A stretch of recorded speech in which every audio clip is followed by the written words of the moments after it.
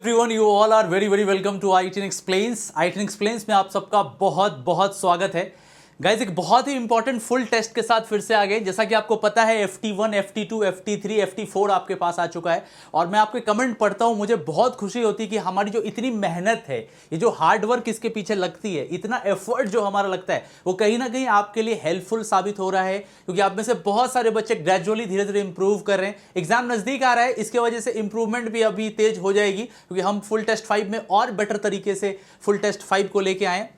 Guys मैं बताना चाहूंगा कि ये वो सीरीज है जहां पे मैं उम्मीद करता हूं कि आपका 24 से 32 नंबर तक का इंक्रीमेंट हो सकता है। मतलब यहां पे अगर आप मान के चलिए तो 6 to 8 क्वेश्चंस आपके सीधे यहां से पूछे जा सकते हैं, क्योंकि ये बहुत ज्यादा रेलेवेंट है, टू द पॉइंट है और इसको खास तौर पे मैपिंग की गई है रिसेंट सिलेबस के हिसाब से। तो गाइज मैं बताना चाहूंगा पूरी तरीके से तैयार रहिएगा, नोट पेन नोटबुक सब लेके बैठिएगा, एकदम मजे में सेशन को करेंगे, मचाएंगे। ठीक है, FT5 में आपका बहुत बहुत स्वागत है।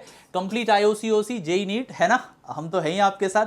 आइए थोड़ा अपने बारे में बता देता हूं आपको। आप मुझे जानते हैं, मैं आपका अपना MK सर तकरीबन 10 साल से पढ़ा रहा हूं, 2.5-3 साल अनअकैडमी प्लस पर पढ़ाते हुए हो गए हैं और आपने देखा है अलग अलग ऑर्गेनाइजेशन से बेस्ट टीचिंग अवार्ड मिला है। रिसेंटली मुझे अनअकैडमी की तरफ से भी अवार्ड मिला है और जहां जहां मैंने पढ़ाया वहां वहां से most innovative teaching award, best teaching award, most creative teaching award, best problem solving awards, ऐसे ऐसे अवार्ड्स मिले हैं और आपका प्यार है और ये सारी चीजें होती जा रही हैं। आइए स्टार्ट करते हैं। Here we go with the very first question.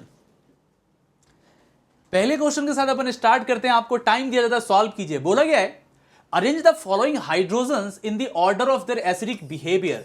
एक कंपाउंड गिवन है और इसको इसके एसिडिक बिहेवियर के आधार पे आपको अरेंज करना है। कीजिए तो अरेंज कर लिया, ठीक है। अब आइए जरा सवाल को देखते हैं। देखो इसमें 3 तरह के एसिडिक हाइड्रोजन दिख रहे हैं। पहला एसिडिक हाइड्रोजन यहां पे है, दूसरा एसिडिक हाइड्रोजन यहां पे है, तीसरा एसिडिक हाइड्रोजन यहां पे है। So there are basically 3 types of acidic hydrogen in this case. Cool. अब जरा से समझो, अगर मैं बात करूं तो इस नाइट्रोजन पे चार्ज है, ये कार्बन न्यूट्रल है और ये नाइट्रोजन न्यूट्रल है। और आपको पता है मैंने आपको एक ट्रिक बताई थी, बड़ी फेमस ट्रिक है, कार्डियो ट्रिक। आप इस पे वीडियो हमारे चैनल पे जाके चेक कर सकते हैं, एसिड बेस की कार्डियो ट्रिक। यहां पर एक टर्म था सी से मैंने आपको बताया था चार्ज। आपको पता है कि किसी भी इलेक्ट्रोनेगेटिव एटम के ऊपर अगर मैं पॉजिटिव चार्ज दे देता हूं तो वो अनस्टेबलाइज्ड हो जाता है और वो खुद को स्टेबल करने के लिए क्या करता है, H पॉजिटिव को निकाल देता है। मतलब वो एक अच्छे एसिड के जैसा बिहेव करता है। अब यहां पे आओ, देखो इसके ऊपर पॉजिटिव चार्ज है तो ये तुरंत ही H पॉजिटिव को छोड़ देगा ताकि ये खुद को न्यूट्रलाइज कर सके और इसको जो पॉजिटिव चार्ज है इससे मुक्ति मिल सके। Right, getting my point. यही रीजन है कि जो पॉजिटिवली चार्ज नाइट्रोजन होते हैं ये लगभग में 9.5 pK तक पहुंच जाते हैं। मतलब ये फिनॉल से भी ज्यादा एसिडिक हाइड्रोजन आपको यहां पे दिख रहा है।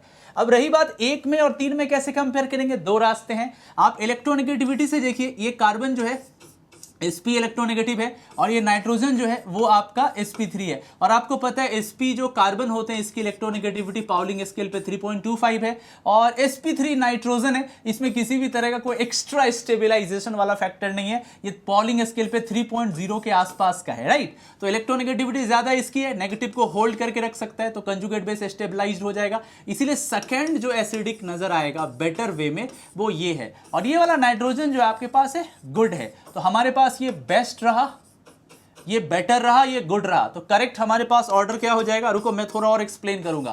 पहले होगा 3, इसके बाद होगा 2, इसके बाद होगा 1। तो करेक्ट आंसर इज 3, 2, 1। गाइस एक चीज और आपको बताना चाहेंगे। देखो यहां तुम इसको सोच ऐसे भी सकते थे कि ये जो 9.5 pK का था और नॉर्मल जो अमीन होते हैं ना, थोड़ा एल्काइल वेल्काइल लग के पीके थोड़ा फ्लक्चुएट करता है, फिर भी ये कहीं ना कहीं इसका जो पीके वैल्यू होता है वो 35 to 37 के बीच में लाई करता है, 35 से 37 के बीच में। और इसका जो पीके वैल्यू होता है ना वो लगभग में 25 तक पहुंचता है। आप में से बहुत सारे बच्चे सोचेंगे क्या इसको याद करने की जरूरत है, बिल्कुल भी नहीं। मैंने कहा याद करवाया, मैंने तो ये बोला कि चार्ज की वजह से ये अनस्टेबल है, तुरंत H प्लस दे देगा, बढ़िया एसिड है। यहां पे इलेक्ट्रोनेगेटिविटी हाई है इसलिए दूसरा बढ़िया एसिड है, यहां पे इलेक्ट्रोनेगेटिविटी उतनी हाई नहीं है तो तीसरा बढ़िया यहां पे आ गया। तो करेक्ट ऑर्डर हो गया 3, 2, 1। कोई ऐसा है क्या, D is the correct answer. I hope पहला ही क्वेश्चन आपके लिए कमाल का साबित हुआ होगा, मचा दिया होगा आपने इस क्वेश्चन में। ठीक है, तो चलो फिर नेक्स्ट पे चलते हैं। सेकेंड क्वेश्चन बोला गया है which of the following analgesics is not habit forming. Wow, this is a good question from chemistry in everyday life. Right, तो ये बेसिकली CIEL का क्वेश्चन है, केमिस्ट्री इन एवरीडे लाइफ, और ये आपका एनसीईआरटी का लास्ट चैप्टर है। ये आपका एनसीईआरटी का लास्ट चैप्टर है। सो मजा आने वाला है, एकदम रेडी रहिएगा। अंतिम चैप्टर है आपके पास। बताइए तो क्या होता है, कौन सा ऐसा एनाल्जेसिक्स है जो कि हैबिट फॉर्मिंग नहीं है। देखो एनाल्जेसिक बेसिकली हम किसको बोलते हैं, जो पेन रिलीवर होते हैं, जो पेन रिलीवर होते हैं, मतलब जिसके से आपको दर्द जो है दूर हट जाता है, दर्द चला जाता है। और एंटीपायरेटिक से क्या होता है, फीवर आपका डाउन हो जाता है। तो देखिए मॉर्फिन भी एंटीपायरेटिक एनाल्जेसिक है, कोडीन भी एंटीपायरेटिक एनाल्जेसिक, दोनों का काम करता है, पर एनाल्जेसिक के जैसा रखते हैं। हेरोइन भी करता है, और एसिटाइल सैलिसिलिक एसिड। बट देखो फर्क इतना है कि मॉर्फिन जो है ये नारकोटिक्स के अंदर आता है, ये आपका नारकोटिक्स के अंदर आता है। कोडीन जो है वो इसी में इंटर कन्वर्जन वाले एल्केलॉइड होते हैं, ये भी आपके नारकोटिक्स के अंदर आते हैं, ठीक है। हाँ, हेरोइन तो आपको पता ही होगा, आपने मूवीज में भी देखा होगा, ये भी नारकोटिक्स के अंदर आते हैं, ये सब एडिक्टिव टाइप है। एसिटाइल सैलिसिलिक एसिड बेटा एस्प्रिन को बोला जाता है। जी हाँ, ये जो है एस्प्रिन आपका है। एस्प्रिन एनसीईआरटी में 3 जगह मेंशन किया गया है, आप चेक कीजिएगा। यहां से हो गया O, यहां से CO, यहां से CH3 और यहां से COOH, इसको बोलते हैं एस्प्रिन।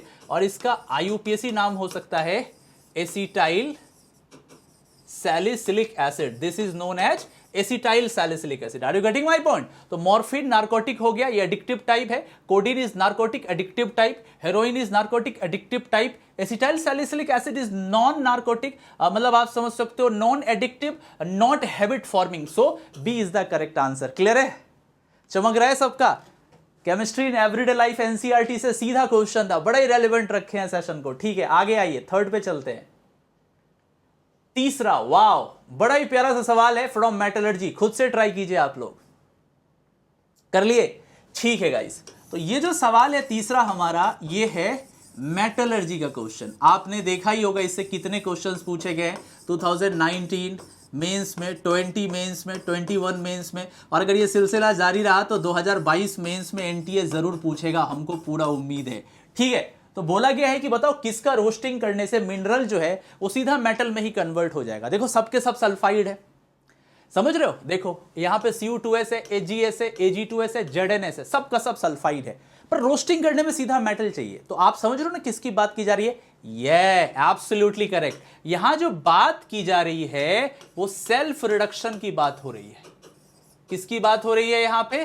सेल्फ रिडक्शन की बात हो रही है। समझ रहे हो मेरी बात? ठीक है, आओ करके देखे जरा, आओ जरा करके देखे। सो बेसिकली यहां पर क्या क्या है? सबसे पहले Cu2S है, तो आपको पता है Cu2S का जब आप पार्शियल रोस्टिंग करोगे तो ये कन्वर्ट हो जाएगा Cu2O में, और यहां से SO2 निकल रहा होगा। इसके अलावा होगा क्या कि ये Cu2S जो है, मैं बैलेंस नहीं कर रहा, Cu2O के साथ आएगा, कॉपर और SO2 गैस निकाल रहा होगा। देखो यहां से सीधा ही आप जब रोस्टिंग करोगे तो कॉपर मेटल आपका अलग हो गया। ठीक है, परफेक्ट परफेक्ट। अब आगे आइए, आगे बात करते हैं। अब देखिए अगला हमारे पास है HGS। ठीक है, अब HGS के साथ भी यही होता है, HGS O2 के साथ जाता है और ये HGO प्लस SO2 बना रहा होता है।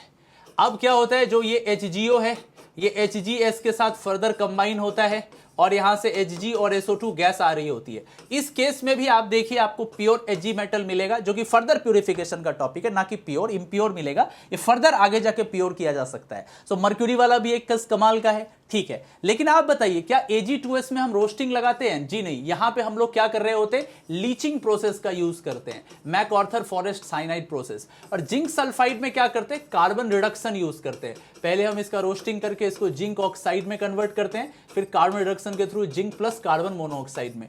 तो ZnS is wrong, Ag2S is wrong. ठीक है, Cu2S हो गया, HGS हो गया, PbS हो गया, इनमें ये काम लगाया जाता है। तो यहां ZnS होने की वजह से गलत है, यहां भी ZnS की वजह से गलत है।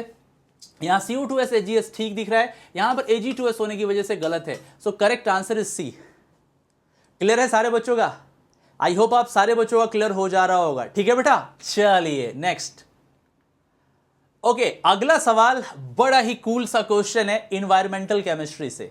जी हां, आपको पता होगा इन्वायरमेंटल केमिस्ट्री से कई बार तो कई अटेम्प्ट में 3-3 क्वेश्चंस देखने को मिले थे 2020 में और 19 में।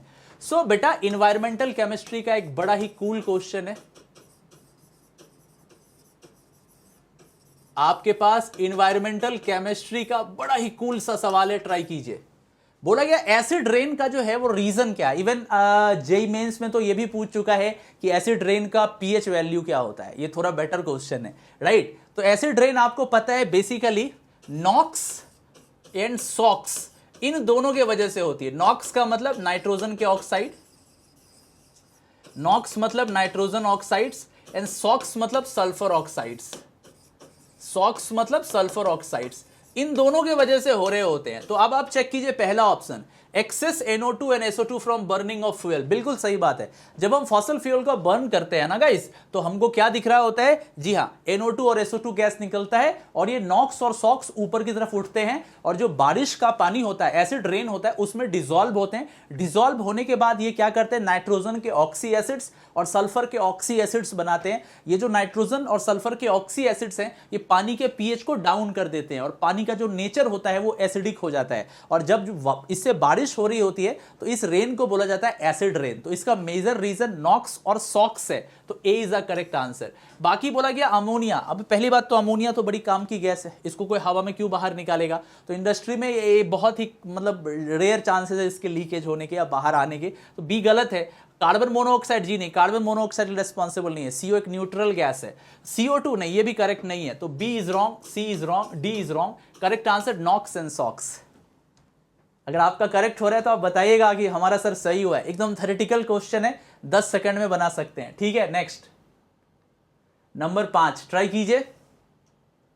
Following reaction is not involve in thermite process, इसमें से कौन सा रिएक्शन ऐसा है जो कि थर्माइट प्रोसेस में यूज नहीं किया जाता है। थर्माइट प्रोसेस दो जगह है। पहला तो आपको ये दिख रहा होगा जब आप डी ब्लॉक पढ़ते हो, तो डी ब्लॉक केमिस्ट्री में भी आपको ये दिखेगा, एंड दूसरी जगह ये आपको कहां दिख रहा होगा, दूसरी जगह ये आपको मेटलर्जी में दिख रहा होगा, मेटलर्जी में दिख रहा होगा। कई जगह आपको ये ग्रुप 13 में भी नजर आता है, कई जगह आप बोर्ड्स में पढ़िएगा तो ग्रुप 13 में भी नजर आएगा। जब आप बोरोन फैमिली पढ़ रहे होते हैं ना, तो भी आपको थर्माइट प्रोसेस नजर आ रहा होता है, ठीक है ना। तो बड़ा प्यारा सा सवाल है, कर लिया कोशिश आपने।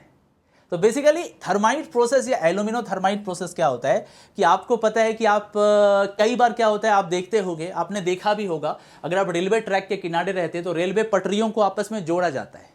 रेलवे की जो पटरियां होती हैं उनको आपस में बेल्ट किया जाता है, आपस में कनेक्ट किया जाता है। अब मान लो हमको आयरन की ज़रूरत है, तो उस जगह ऐसा थोड़ी ना है कि हम टाटा साहब को फ़ोन करेंगे कि है ना 50 किलो आयरन चाहिए, लेके आइए इंडस्ट्री से, ऐसा नहीं है। हमको ऑन द स्पॉट थोड़ा सा आयरन चाहिए होगा। अब उसको बनाने के लिए थर्माइट प्रोसेस लगता है। आप अगर इंटरनेट पे सर्च कीजिएगा मिल जाएगा, एनसीईआरटी में एक फिगर भी, डायग्राम भी दे रखा है आपको, वहां पर भी इमेज दिख जाएगा, एक्चुअल इमेज है वो, राइट। सो इसमें हम क्या करते हैं, एल्यूमिनियम पाउडर को Mn3O4 के साथ या Cr2O3 के साथ या Fe2O3 के साथ कंबाइन कर रहे होते हैं, या B2O3 के साथ। तो इससे क्या करता है, बोरॉन को, क्रोमियम को, मैंगनीज को, आयरन को बाहर निकाल देता है, राइट। तो हमको एकदम ये मोल्टेन स्टेट में मिलता है, और हम जिस चीज को जोड़ना चाहते हैं, ये धीरे से जब जब इसमें हार्डनिंग आती है तो ये उन दोनों बेल्ट को आपस में कनेक्ट कर देता है, राइट।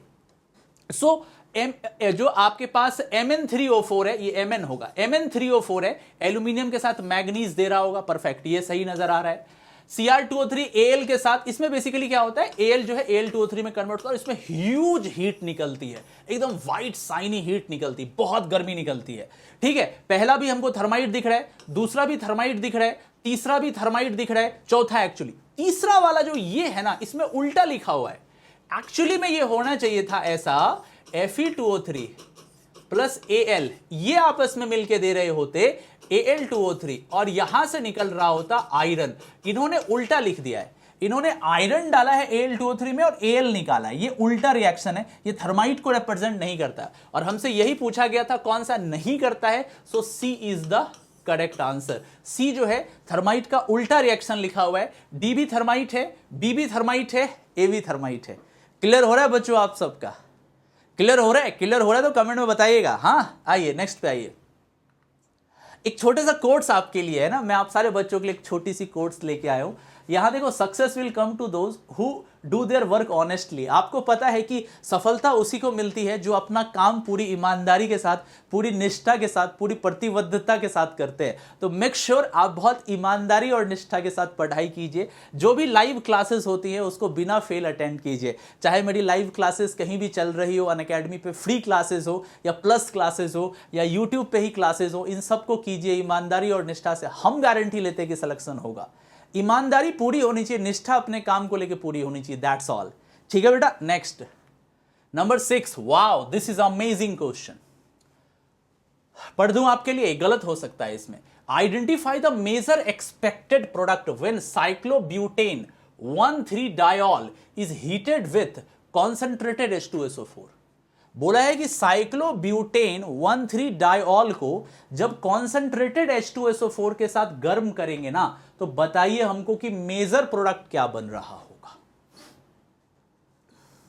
कर लिया ट्राई? मेरी टर्न है, चेक कीजिए। आपका आंसर मुझे पता है बी या सी में से कोई आया होगा, और मैं बता दूं बी और सी में से एक गलत है। बताओ कौन सा गलत है, सोचो। पहले तो स्ट्रक्चर बनाओ बेटा।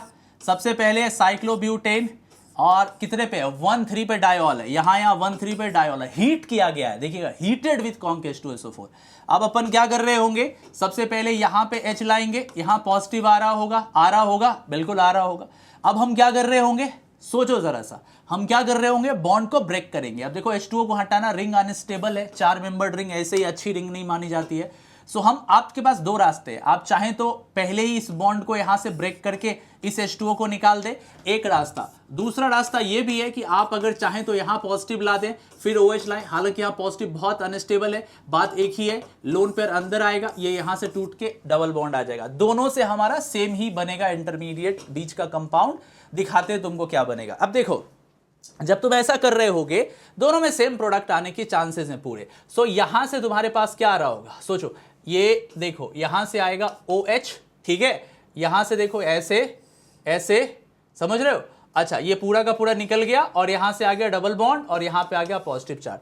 हम अगर इसके थ्रू आते तो देखो ये कुछ ऐसा होता, HO डबल बॉन्ड, यहां से टूटा, यहां से टूटा, यहां से डबल बॉन्ड आ गया और यहां पॉजिटिव चार्ज। देखो बात तो एक ही है। हाँ बोलोगे कैसे, देखो लोन पेयर को अंदर ले आएंगे तो देखो फिर ये ऐसा ही बन गया, सेम है दोनों का दोनों, बात एक ही है। ठीक है, आप किसी भी तरफ से जाते आंसर सेम आता।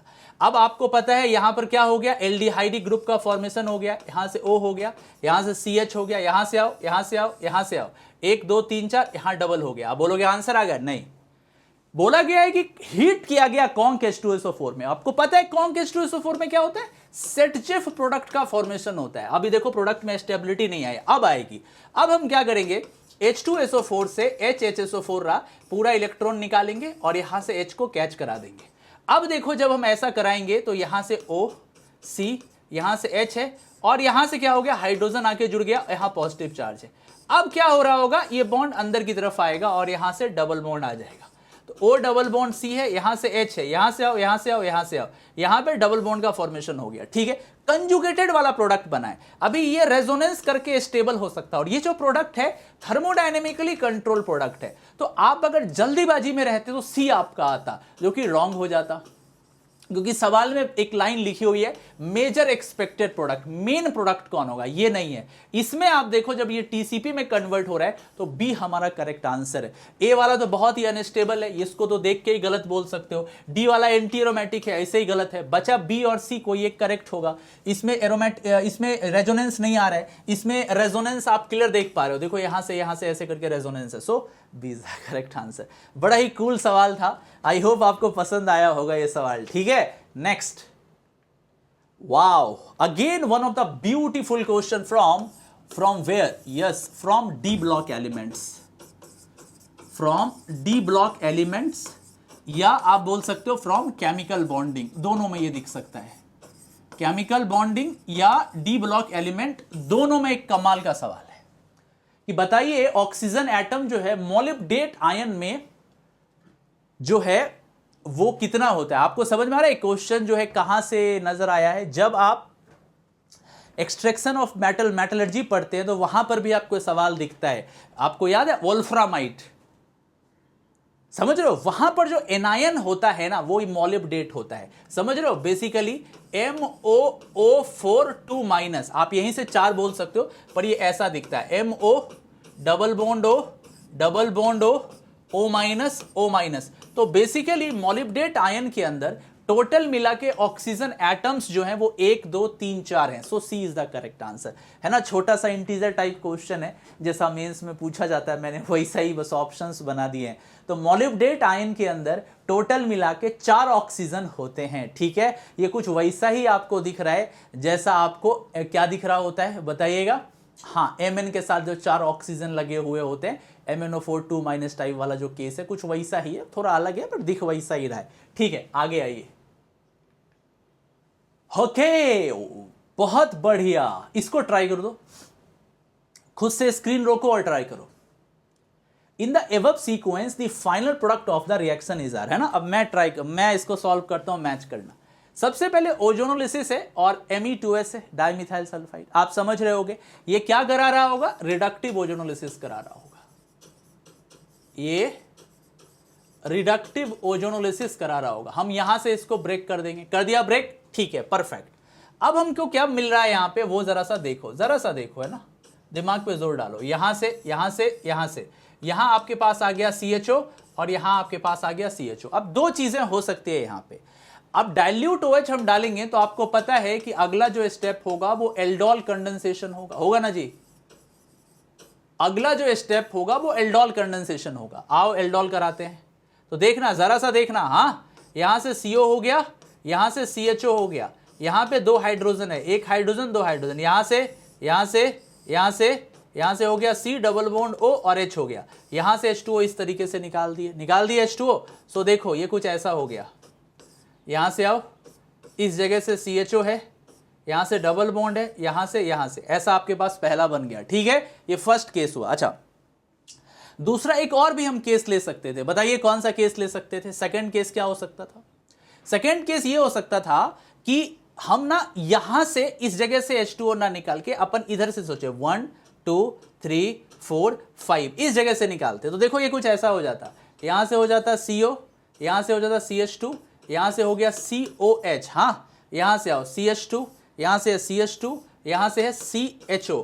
अब देखो यहां से हाइड्रोजन ले लिए और इसको आपस में मिला दिए। अब जब इसको आपस में मिला दिए तो क्या हो गया, 5 मेंबर्ड रिंग का फॉर्मेशन हुआ। यहां से हमारे पास आ गया CHO आ गया, ठीक है। यहां से हमारे पास आ गया है, क्या आ गया, डबल बॉन्ड आ गया, ठीक है। यहां से हमारे पास CO आ गया, ठीक है। समझ में आ रही बात समझ में आ रही है या बात समझ में नहीं आ रही होगी। आप जरा से सोचो कौन कौन से ऑप्शंस हुए। ये गलत है, यस, ये हमारा करेक्ट ऑप्शन दिख रहा है, यस, ये भी हमारा करेक्ट ऑप्शन दिख रहा है। सो करेक्ट आंसर C हो गया 1 और 3। तो 2 पॉसिबिलिटीज थी, दोनों से आप सॉल्व कर सकते थे। आप चाहें तो यहां से हाइड्रोजन निकाल के डबल बॉन्ड बना सकते थे या यहां से बना सकते थे। A और 3 दोनों पॉसिबिलिटीज थी बनने की, ठीक है। समझ रहे होगे, ठीक है ना जी। हाँ, तो करेक्ट आंसर C हो गया। कौन कौन से रिएक्शंस बेटा यहां यूज किए गए, यहां यूज किए गए ओजोनोलिसिस और एल्डोल कंडेंसेशन, ठीक है। अगला नेक्स्ट 9, वाओ, खुद से ट्राई करो। Which of the following synthesis of benzyl amine is the least likely to work. बताओ कौन सा ऐसा कन्वर्जन है जहां बेंजाइल अमीन के बनने के चांसेस अपने को बड़े कम दिख रहे हैं। सोचिए जरा सा, तो जरा सा सोचिए, सोच लिया, चलो अब मेरी बारी है, समझाता हूं आपको। तो सबसे पहले तो बेंजाइल अमीन बोलते किसको है बेटा, बेंजाइल अमीन इसको बोलते हैं, ये देखिए यहां से CH2 है, यहां से NH2 है, इसको बुलाया जाता है बेंजाइल अमीन, इसको बुलाते हैं बेंजाइल अमीन, राइट। अब देखो लिथियम एल्यूमिनियम हाइड्राइड है, H2O है, आपको पता है लिथियम एल्यूमिनियम हाइड्राइड क्या करता है, आप बहुत बढ़िया से जानते हो, ये अमाइड को अमीन में कन्वर्ट कर देता है। जी हाँ, एल्कोहल नहीं बनाता, डोंट वरी। सो यहां से NH2 आ गया, पहला वाला सही जा रहा है। दूसरे में आओ, NaCN है, तो सबसे पहले SN2 कराएंगे, ये इस पर आएगा, Br को हटा देगा, तो बेंजाइल साइनाइड का फॉर्मेशन हुआ, यहां से CN आया, ठीक है। अब लिथियम एल्यूमिनियम हाइड्राइड आएगा, ये CN को फिर से क्या कर रहा होगा, रिड्यूस कर देगा, यहां से आ जाओ और यहां से NH2 आ गया आपके पास, तो ये बेंजाइल नहीं हुआ, इसमें एक एक्स्ट्रा कार्बन ऐड हो गया, तो इसमें तो बिल्कुल भी बेंजाइल बना ही नहीं। अच्छा, Br2NaOH, ये कौन सा रिएक्शन है, हॉफमान्स ब्रोमामाइड डिग्रेडेशन, ये है हॉफमान्स ब्रोमामाइड डिग्रेडेशन। ठीक है, अभी इसमें क्या हो रहा होगा, CONH2 का ये कार्बन हटा दीजिए, डिग्रेड कर दीजिए, और CONH2 हटा के उसकी जगह आपको क्या करना है, जी हाँ, NH2 लगा देना है। तो CONH2 हटा के NH2 लगा दिए, हॉफमान्स ब्रोमामाइड डिग्रेडेशन, जिसको मैं प्यार से HBD बुलाता हूँ, हैप्पी बर्थडे वाला रिएक्शन। जी हाँ, यहां भी बेंजाइल अमीन बन गया। NH3 लार्ज एक्सेस में, मतलब ये लिमिटेड है, मल्टीपल क्या हो रहा होगा, मल्टीपल एमिनेशन नहीं हो रहा होगा, एक ही बार रिएक्शन होगी, तो NH3 आएगा, यहां से आके Br को हटा देगा। सो यहां से भी बनेगा, बहुत अच्छा नहीं बनेगा पर बनेगा। तो D में भी बन रहा है, C में भी बन रहा है, A में भी बन रहा है, B में तो कार्बन ही एक्स्ट्रा हो गए। सो B is the correct answer. Clear है बच्चा सबका, एकदम चमक रहा है ना, बहुत बढ़िया। Next number 10। ओके, बहुत ही प्यारा सा सवाल है, कहां से पूछा गया है, ये आपके 2 चैप्टर को टच कर रहा है। पहला ये ग्रुप 16 को टच कर रहा है, ग्रुप 16 मतलब ऑक्सीजन फैमिली को, ये सवाल ऑक्सीजन फैमिली को टच कर रहा है। इसके अलावा ये आपका K2Cr2O7 है ना, डी ब्लॉक का जो कंपाउंड है उसको भी टच कर रहा है। ट्राई कीजिए। बोला गया कि बताओ प्रोडक्ट ए क्या होगा, ए जो अपना है वो ग्रीन प्रेसिपिटेट है। वाह, बहुत ही बढ़िया, सिंप्लीफाइड क्वेश्चन है, टेंशन नहीं लेने का।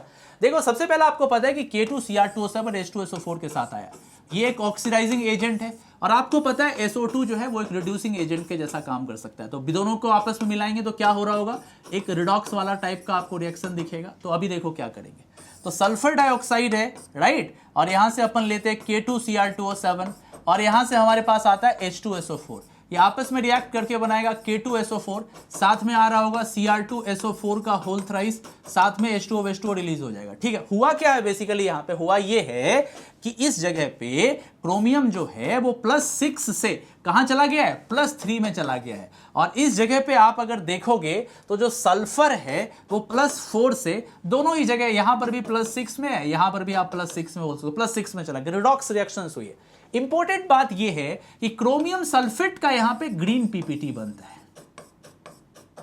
मजे की बात यह है कि इस पूरे रिएक्शंस में क्या हो रहा होता है, क्रोमियम सल्फेट का ग्रीन प्रेसिपिटेट बन रहा होता है। क्रोमियम सल्फेट का, ये क्रोमियम सल्फेट नहीं, this is chromium sulphate, Cr2SO4 का होल थ्राइस। तो ग्रीन प्रेसिपिटेट किसका हुआ, क्रोमियम सल्फेट का। क्लियर है, एकदम क्लियर है।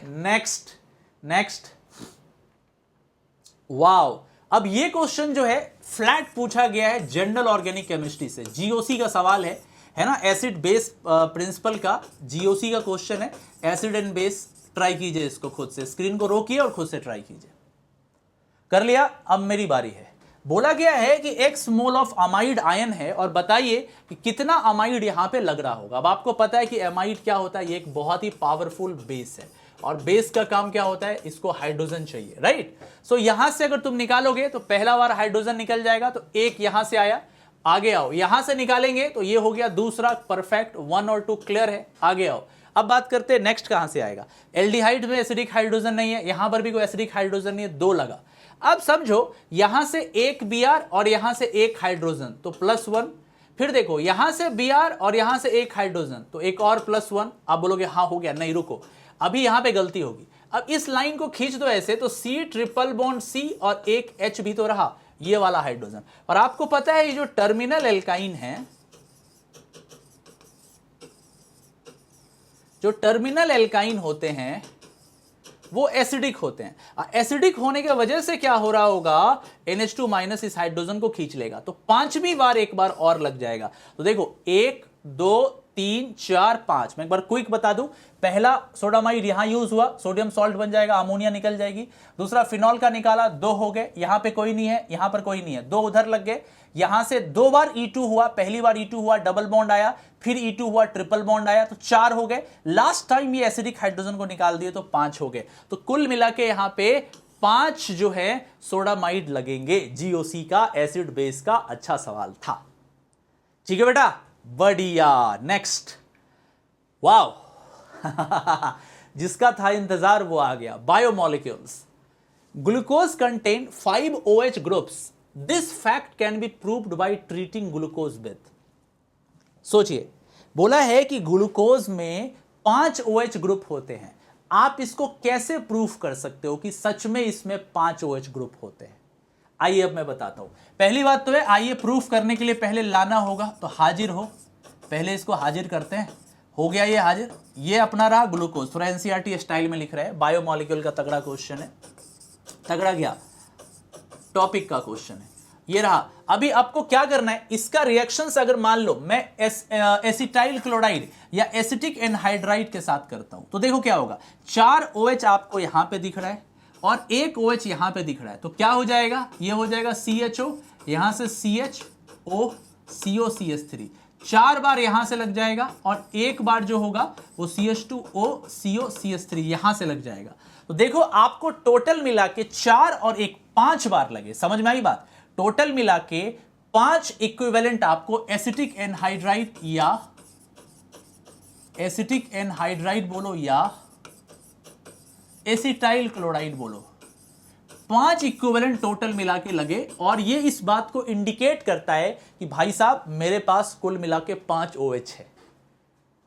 जिस कंपाउंड के पास जितने अल्कोहलिक ग्रुप होंगे वो उतने एसिटाइल को अपने आप में समेट लेगा। इसने 4 यहां से और 1 यहां से, 5 एसिटाइल को समेट लिया है। इसीलिए ये इस बात को प्रूफ करता है कि जो ग्लूकोज है इसके अंदर टोटल मिला के 5 OH ग्रुप हैं।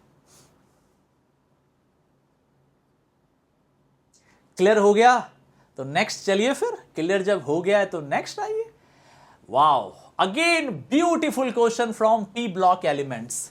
अगला क्वेश्चन जो है ये है पी ब्लॉक एलिमेंट का। फटाफट इसका आंसर तुम लोग ट्राई करो पॉज करके। कर लिया? Now it's my turn. देखो करते हैं इसको सॉल्व। सबसे पहली चीज तो अमोनियम डाइक्रोमेट है, ये रहा NH4 का होल ट्वाइस Cr2O7।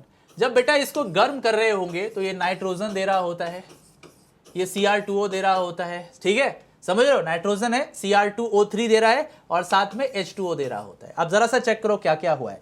आप पहले तो यहां बताओ, ये अमोनियम आयन है, यहां पे नाइट्रोजन जो है इसका ऑक्सीडेशन स्टेट कितना है, ऑब्वियस सी बात है -3 में है, राइट, और यहां नाइट्रोजन किस में, 0 में है, ठीक है। यहां से आओ, क्रोमियम जो है यहां पर कितना नजर आ रहा है, क्रोमेट +6 में नजर आ रहा है, डाइक्रोमेट है आपका अमोनियम डाइक्रोमेट, तो ये +6 में है। और यहां पे क्रोमियम कितने में नजर आ रहा है बताइएगा, Cr2O3 +3 में नजर आ रहा है। समझ रहे हो मेरी बात? हाँ समझ रहे हो तुम, अरे बिल्कुल समझ रहे हो। अब देखो यहां से क्या हो रहा है, सबसे पहले यहां से आओ, -3 से 0 में क्या हो रहा है, बढ़ रहा है ऑक्सीडेशन नंबर, तो यहां ऑक्सीडेशन हो रहा है। यहां +6 से +3 में आओ, +6 से +3 में क्या हो रहा है,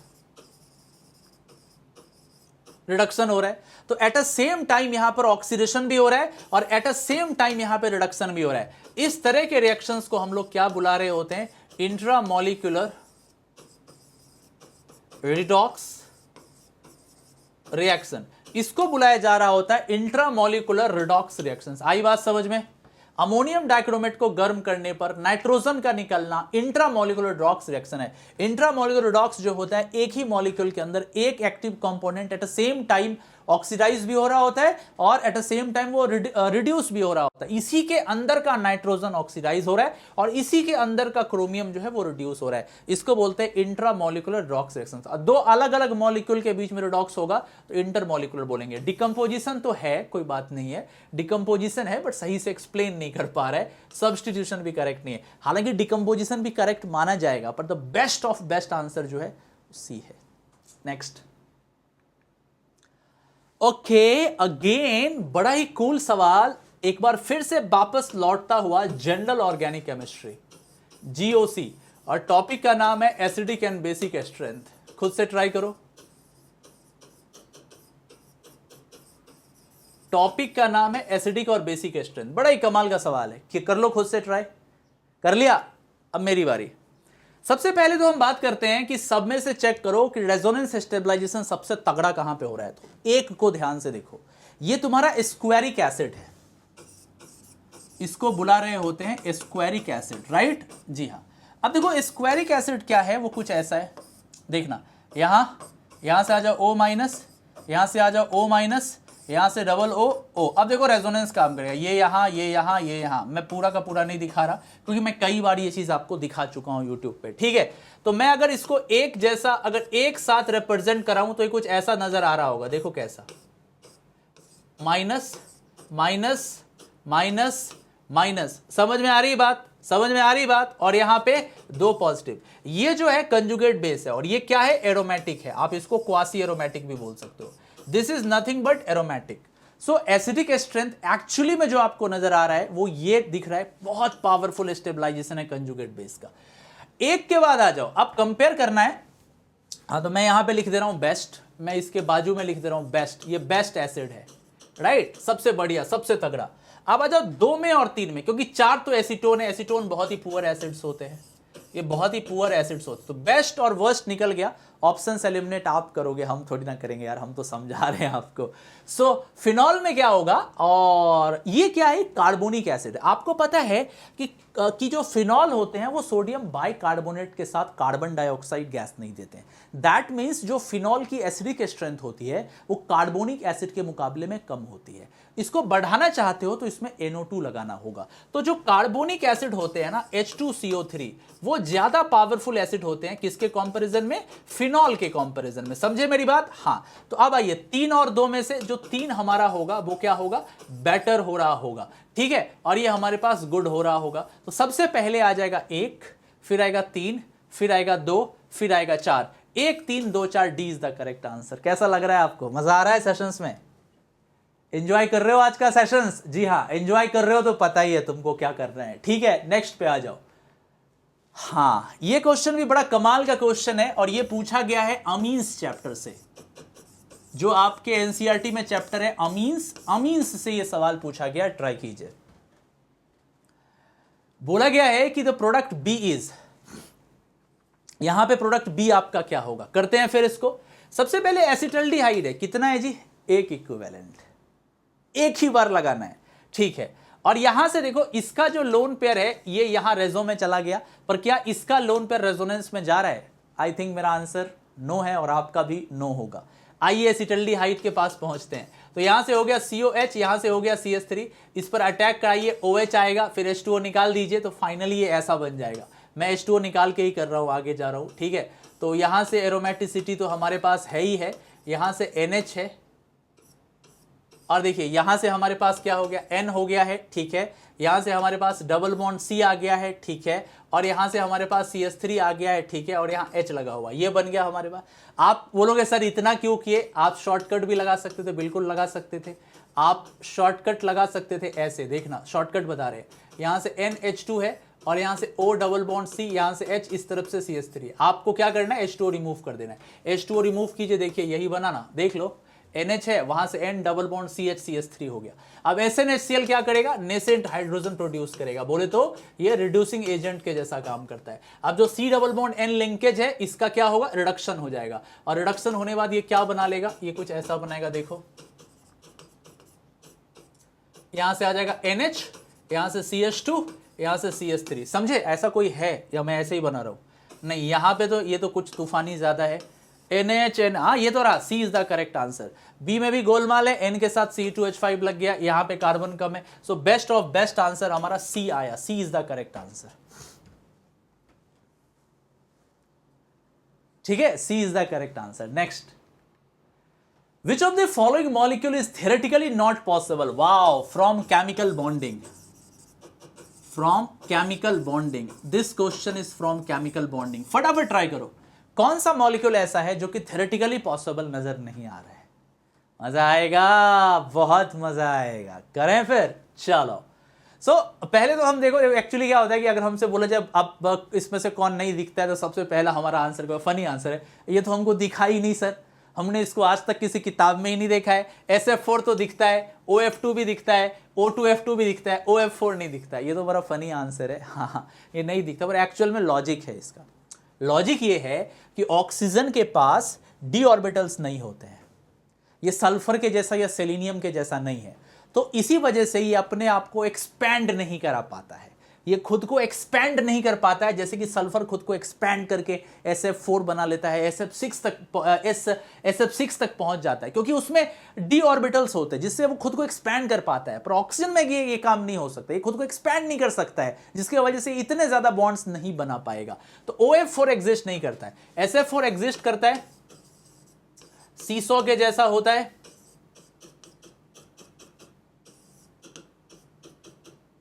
ये रहा SF4, OF2 पाया जाता है, बेंट या एंगुलर होता है, O2F2 पाया जाता है बुक लाइक शेप में। तो ये मॉलिक्यूल है, वो भी है, ये भी है। OF4 पॉसिबल नहीं करता है। हाइपोथेटिकली अगर बनाए तो ऐसा बन रहा होगा, जो कि बिल्कुल भी पॉसिबल नहीं है। समझ रहे हो? 2 पॉजिटिव, बड़ा ही अनस्टेबल और इम्पॉसिबल सा मॉलिक्यूल है। So correct answer is C. Next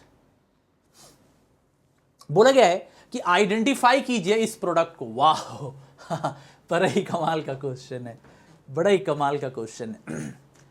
छोटा सा सवाल है कि इस कंपाउंड पे डाइल्यूट H2SO4 डालेंगे तो क्या बनेगा। कर लिए? मेरी बारी, देखो मैं सॉल्व कर रहा हूं, मेरे साथ देखना। सो CH3 C triple bond C CH2, यहां से OH है। सबसे पहले H पॉजिटिव लाओ, लोन पेयर लाओ, हमला करा दो। अब जाके बन गया CH3 C triple bond C, यहां से आ गया CH2, यहां से OH2 पॉजिटिव आ गया। राइट? समझ में आ रही बात? हाँ जी बिल्कुल समझ में आ रही। अब क्या करेंगे? रेजोनेंस करा देते हैं। रेजोनेंस करा के H2O निकाल दिए। मैं बताऊंगा ऐसा हम क्यों कर रहे हैं। यहां से आ गया CH2, यहां से आ गया पॉजिटिव। अब H2SO4 है और कैसा है? डाइल्यूट है, तो पानी भी तो आएगा ना जी। तो H2O है, वाटर अटैक करेगा एज ए न्यूक्लियोफाइल। अब इधर आ जाओ। अब देखो अगले स्टेप में क्या होता है। अगले स्टेप में क्या होता है? CH3C, यहां से आया OH, यहां से डबल बॉन्ड C, यहां से हो गया डबल बॉन्ड CH2। अभी हम क्या करेंगे? टाउटोमराइजेशन करेंगे। इसको टाउटोमर में कन्वर्ट कर दो,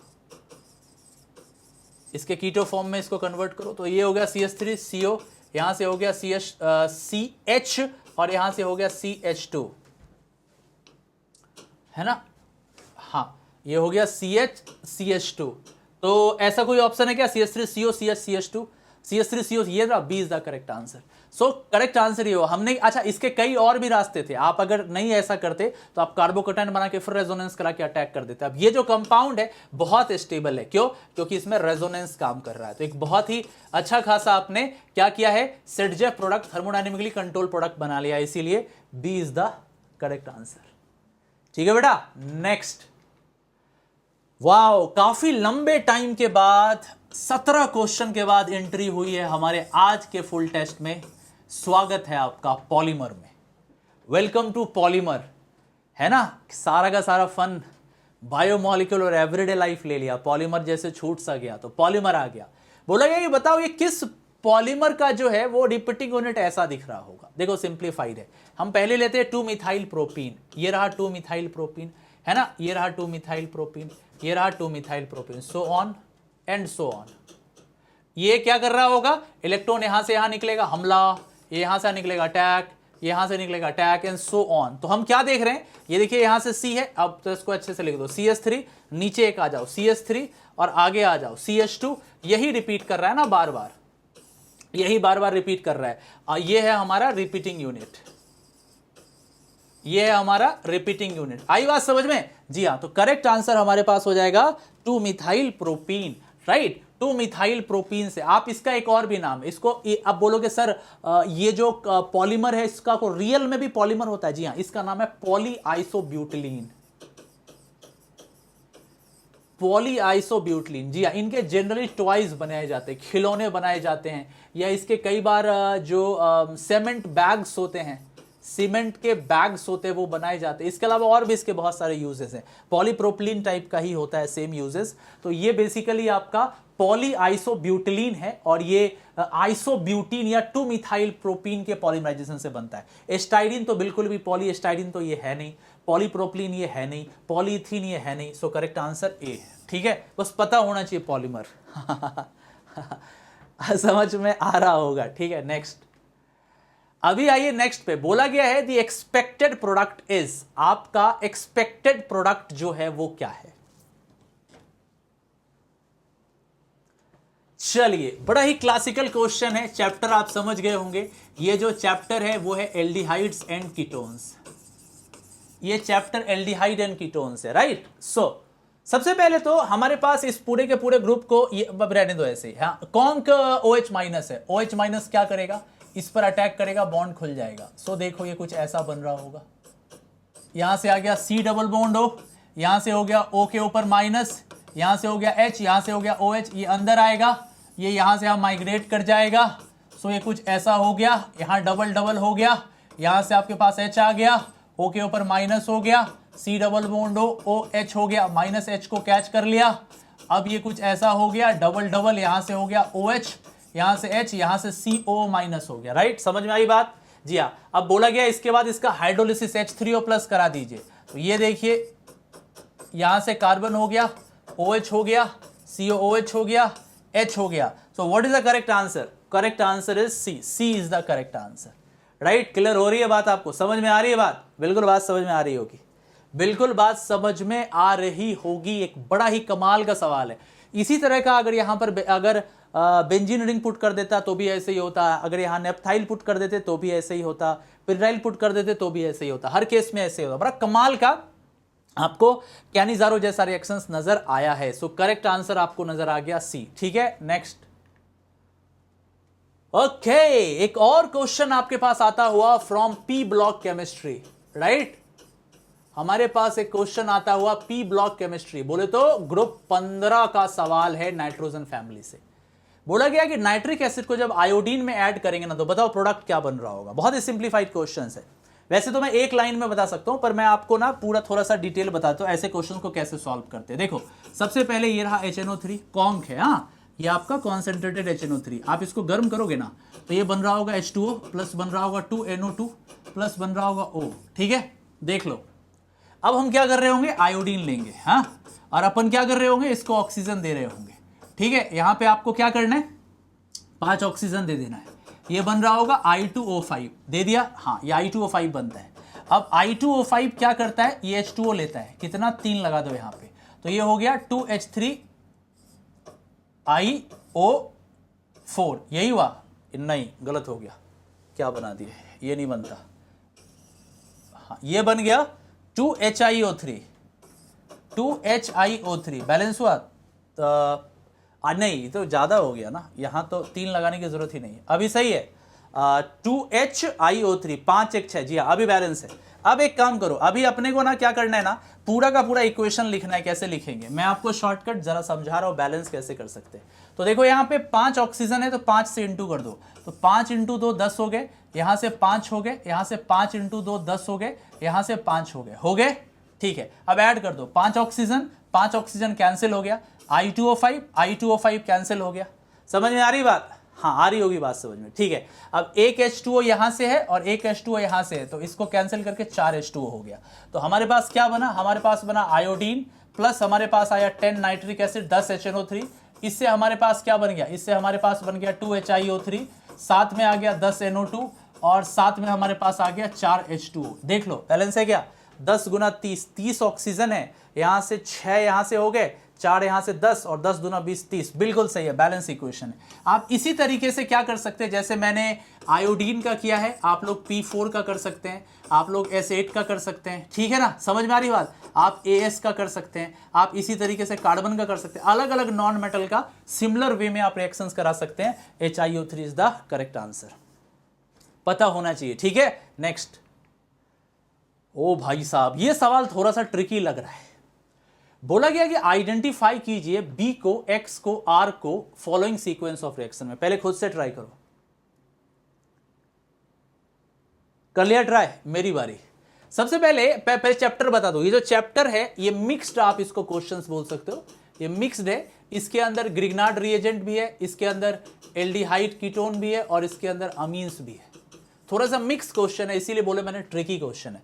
तो C2H5MgBr माइनस इसके ऊपर अटैक करेगा, Cl को हटा देगा। सो मैं बता रहा हूं ये क्या बन रहा होगा, ये बन रहा होगा C2H5Cl बन गया, ठीक है? अब इसका हाइड्रोलिसिस करेंगे, आपको पता है साइनाइड का हाइड्रोलिसिस करने पर एसिड आता है, तो ये हो गया C2H5, यहां से हो गया COOH, बोले तो प्रोपेनोइक एसिड। तो हमारा जो B है वो प्रोपेनोइक एसिड है। B बोला था, हाँ B बोला था, B प्रोपेनोइक आ गया। अब बोला CH3CO CH3 आयोडीन NaOH, इसको मैं पूरा नहीं दिखाता, आपको पता है कि एसीटोन के पास अल्फा मिथाइल है, तो आयोडीन के साथ आइडोफॉर्म टेस्ट देगा और X जो यहां से निकलेगा वो आइडोफॉर्म निकलेगा, क्योंकि आगे Ag है। और आपको पता है कि आइडोफॉर्म Ag के साथ जब जाएगा तो एसिटिलीन गैस बनाएगा, है ना, HC ट्रिपल बॉन्ड CH, ठीक है? हमसे क्या पूछा था, X पूछा था, X आ गया आइडोफॉर्म। आगे आओ, NaNO2 है और एनिलीन है। एनिलीन का को जब नाइट्रस एसिड के साथ ट्रीट करते हैं तो ये कन्वर्ट होता है बेंजीन डाइजोनियम क्लोराइड में, बोले तो N2 पॉजिटिव Cl नेगेटिव।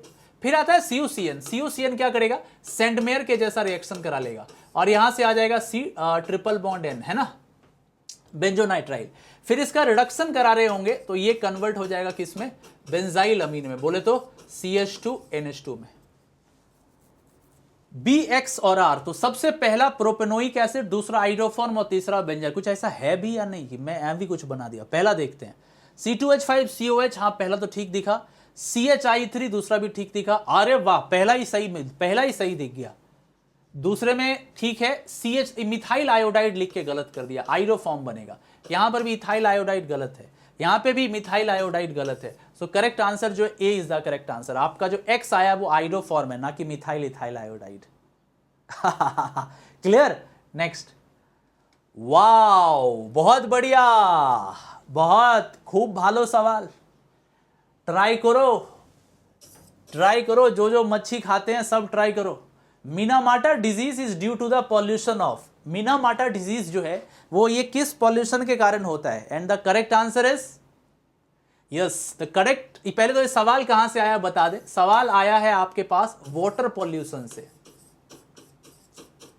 ये जो सवाल है ये वाटर पॉल्यूशन का सवाल है, इन्वायरमेंटल केमिस्ट्री का, एकदम रेलेवेंट क्वेश्चन है। ऐसा खूब जेई पहले भी मेंस एनटीए पूछ चुकी है। तो मिनामाटा डिसीज जो होता है वो पानी में ना मर्क्यूरी या मिथाइल मर्क्यूरी के एक्सेसिव अमाउंट की वजह से होता है।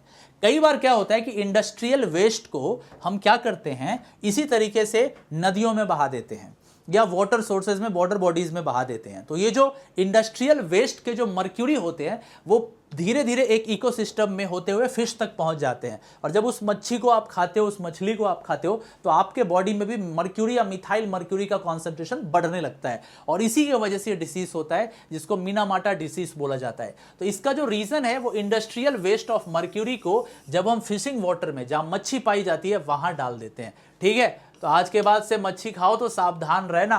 हाँ सर क्या बोल रहे हो, खाना नहीं छोड़ दे? अरे नहीं यार, इतना भी क्या है, हर पानी में थोड़ी ना डालते इंडस्ट्रियल वेस्ट। हाँ चलो आगे आओ, नेक्स्ट आओ, नेक्स्ट बात करते हैं। ठीक है, नेक्स्ट।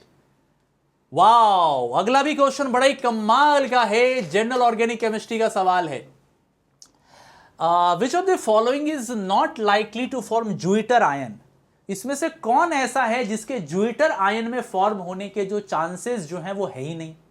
देखो, ज्यूइटर आयन दो कंडीशंस में बनता है। पहली बात तो कि आजू बाजू में कार्बोक्सिलिक एसिड या NH2 ग्रुप लगे हो सकता है एक ही कार्बन पे लगे हो, मतलब आप इंट्रामोलिकुलर ट्रांसफर्स जो हो वो बड़े आसान हो, या अगर डिस्टेंस ज्यादा है तो ग्रुप्स बड़े स्ट्रांग हो, जैसे सल्फोनिक एसिड लगा दो। Sulphonic acid is a very powerful acid. तो या तो तुम बेंजीन लगाना चाहते हो तो पैरा पोजीशंस पे सल्फोनिक या NH2 को लगा दो, अदरवाइज तुम्हारा एसिड लगाना है तो एक ही कार्बन पे लगाना होगा। तो हम पीछे से चलते हैं। सबसे पहले CH2NH2 है, देखो एक ही कार्बन पे NH2 है और COOH है, ये अमीनो एसिड है। जी हाँ, ये ज्यूइटर में पाया जाएगा। NH3 पॉजिटिव CO माइनस है ना, जी हाँ पाया जाएगा। यहां भी देखो एक ही कार्बन के ऊपर लगा हुआ है, क्या लगा हुआ है, NH2 और COH, तो यहां पर भी ज्यूइटर बना लेगा, यहां पर भी ज्यूइटर बन जाएगा। PH CH NH3 पॉजिटिव और CO माइनस, जी हाँ आगे आओ। यहां पे देखो NH2 और SO3H है, यहां पर भी ज्यूइटर बनाएगा क्योंकि शक्तिशाली है, बहुत जबरदस्त है ये एसिड। तो यस, यहां पे ट्रांसफर पॉसिबल है, तो ये NH3 पॉजिटिव हो जाएगा और यहां से SO3 नेगेटिव हो जाएगा। ज्यूइटर का मतलब होता है डायपोलर, जिसके दो कॉर्नर्स बनते हैं। आप देखो यहां क्या है कि एसिड उतना पावरफुल नहीं होता, आप कार्बोक्सिलिक एसिड को बहुत शक्तिशाली एसिड मत मान लेना, राइट, डिस्टेंस भी बढ़ गया है। तो सेम कार्बन पे होते ना NH2COH तो करा लेते, इतनी दूरी पे पॉसिबल नहीं है। तो लीस्ट लाइकली टू अकर जो है वो ए के केस में हो रहा होगा। ठीक है, सही हो रहा है तो कमेंट कर देना। ठीक है, नेक्स्ट पे आओ, अगला। वाओ ये रुला देने वाला सवाल है। खतरनाक कंसेप्चुअल क्वेश्चन। बोला गया है कि which are true statement among the following? इसमें से कौन सा स्टेटमेंट जो है वो करेक्ट है? खुद से ट्राई करो। अब मेरी बारी, मैं थोड़ा एक्सप्लेन कर दूंगा। PH5 and BiCl5 does not exist, बिल्कुल सही बात है। जो PH5 है और BiCl5 है ये एग्जिस्ट नहीं करता। PH5 के एग्जिस्ट थ्योरेटिकल आंसर है, मैं बताता हूं। PH5 के एग्जिस्ट नहीं करने का कारण ये है कि अगर हम PH5 बनाएंगे तो ये क्या होगा, ट्राइगोनल बाइपिरामिडल होगा, टीबीपी होगा।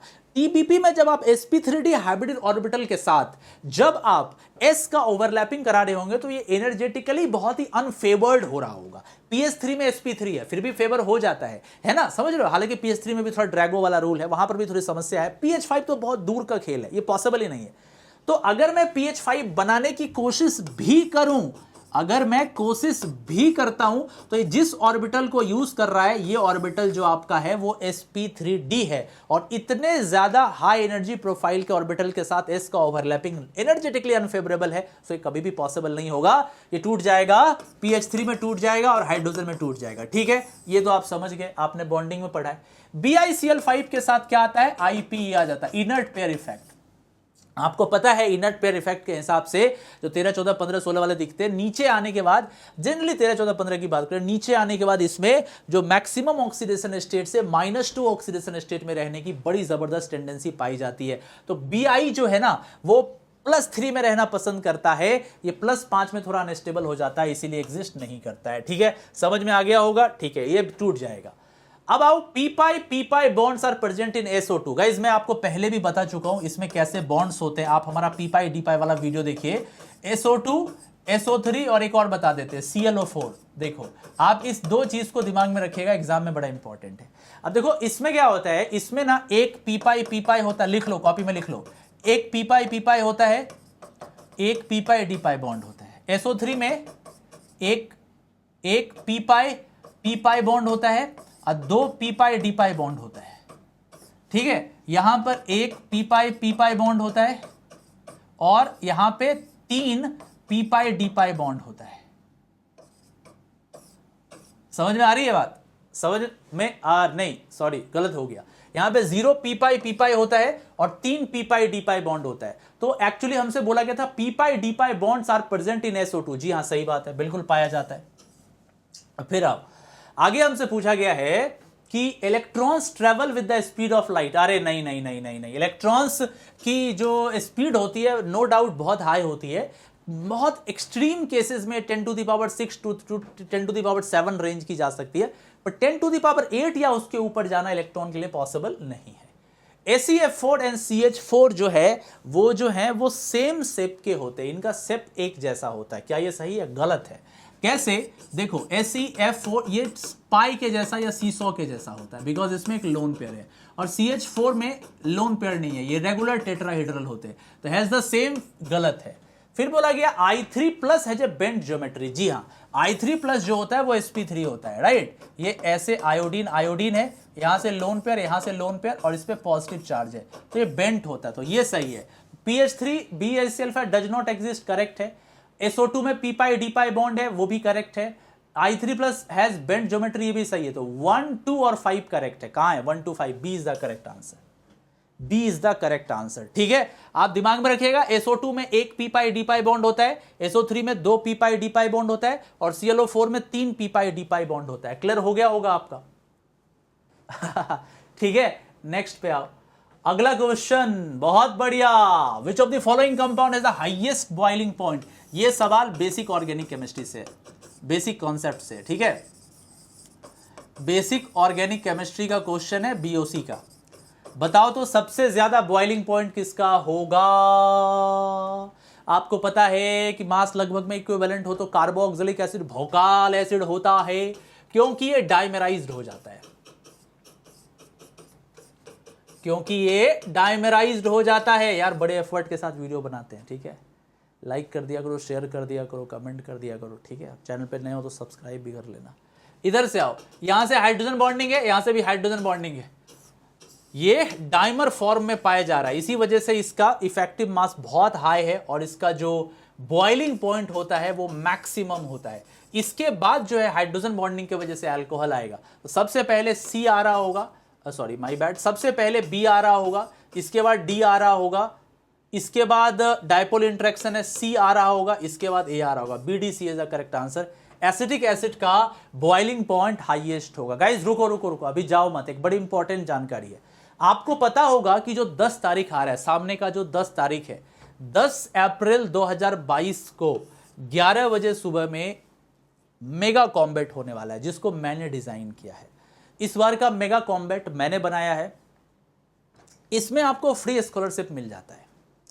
तो अगर आप मुझसे पढ़ना चाहते हो, कंप्लीट सिलेबस पढ़ना चाहते हो, आप मेरे जैसे बहुत सारे टीचर्स और हैं जो कि फिजिक्स पढ़ाते हैं, मैथ पढ़ाते हैं, इंडिया के best of best teachers available हैं, आप इनसे पढ़ना चाहते हो तो हमारे सारे के सारे एक structured course with DPP sheets materials वो अनअकैडमी पर अवेलेबल हैं। आपको अनअकैडमी पर आना होगा, आप 3 month, 6 month, 12 month, 18 month, 24 month का सब्सक्रिप्शन लेना होगा। अब आप अगर फाइनेंशियली कैपेबल नहीं हो सब्सक्रिप्शन लेने में तो आप स्कॉलरशिप टेस्ट दे सकते हो, राइट। कोई जरूरी नहीं है कि हर बच्चे के पास इतने पैसे हो कि सब्सक्रिप्शन खरीद सके। अगर तुम खरीद सकते हो तो बहुत बढ़िया है, आप नहीं तो आपको बार बार स्कॉलरशिप टेस्ट देना होगा। एक बार नहीं हुआ, दूसरी बार नहीं हुआ, तीसरी बार एंड सो ऑन, राइट। ये कॉन्टिन्यूअस प्रोसेस है, हो जाए तो बढ़िया है, बट मैं सजेस्ट करूंगा कि टाइम वेस्ट ना करें। आप जितनी जल्दी हो प्लस पे आ जाइए। कोड हमारा IITian एक्सप्लेन्स है, आप सब्सक्रिप्शन ले सकते हैं 6 मंथ का, 1 ईयर का, 2 ईयर का, जितना भी आपको सब्सक्रिप्शन लेना हो, ठीक है। इसके अलावा मैं बताना चाहूंगा अभी अनअकैडमी का जो लाइट है, ये जो अनअकैडमी का लाइट है ये टेस्ट सीरीज है। अभी ये टेस्ट सीरीज जो है 999 से घटा के 499 कर दी गई है, ठीक है। ये 999 से घटा के 499 कर दी गई है, आधी हो गई है। आप इस टेस्ट को बाय कर सकते हैं, ये भी लाइट सब्सक्रिप्शन है। यहां पर आपको सब कुछ मिल जाता है, रैंक भी प्रिडिक्ट आप कर सकते हैं कि आपका रैंक कहां है। कोड आपको पता है IITian एक्सप्लेन्स, इस नंबर पे कॉल करके आप जान सकते हैं, ठीक है। आई होप आपको क्लैरिटी मिल गई होगी, बहुत अच्छे से क्लैरिटी मिल गई होगी। तो आप लोग जरूर आइए, जरूर प्लस पे आइए। प्लस पे बहुत सारे कोर्सेज चल रहे हैं, ठीक है। इसके अलावा जितने भी कोर्सेज हैं आप सब देख सकते हो। ऐसा नहीं कि मेरा कोड यूज करके आओगे तो खाली मेरे कोर्सेज देख सकते हो। पूरे अनअकैडमी पे हंड्रेड्स ऑफ एजुकेटर्स हैं, तुम किसी का भी कोर्स देख सकते हो। फ्री में मेरी बहुत सारी क्लासेस हैं, वो भी तुम देख सकते हो, ठीक है। अगर आपको आज का सेशन अच्छा लगा है तो आप शेयर कर दीजिएगा, ठीक है। और चैनल में पहली बार आप अगर आज आए हैं तो सब्सक्राइब भी कर दीजिएगा, ऐसे ऐसे वीडियोस आते रहेंगे, ठीक है। अपना ख्याल रखिए, आपसे मुलाकात बहुत जल्दी होती है। Thank you very much, take care, bye bye, have a nice day.